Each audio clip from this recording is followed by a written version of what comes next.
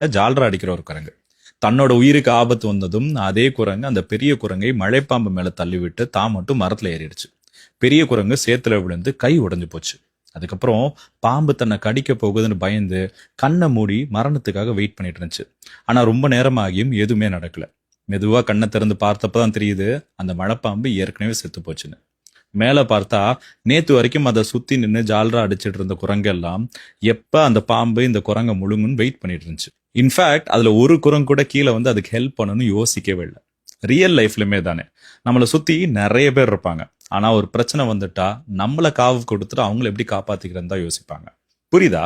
அதனால முதல்ல உங்களை சுத்தி இருக்கிற எல்லாரையும் ஃப்ரெண்டுன்னு நம்புறத நிப்பாட்டுங்க. கும்பலா அரட்டை அடிக்கவும் பார்ட்டி பண்ணவும் உங்க சந்தோஷத்தை பகரவும் தான் அவங்க இருப்பாங்க. நீங்க அவங்க மேல வைக்கிற அதே உண்மையான அன்பும் நம்பிக்கையும் அவங்களும் உங்க மேல வைப்பாங்கன்னு நினைக்கிறது முட்டாள்தனம். நீங்க உண்மையிலேயே ஸ்மார்ட் தான், பட் தப்பானவங்க மேல அன்பு வைக்கிறப்ப அந்த அன்புக்கு அடிமையா